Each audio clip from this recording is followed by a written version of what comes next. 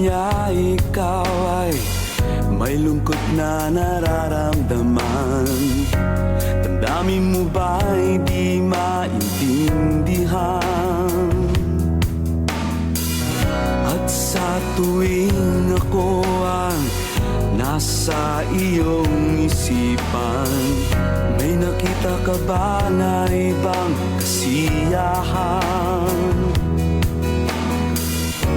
Nandito lang ako,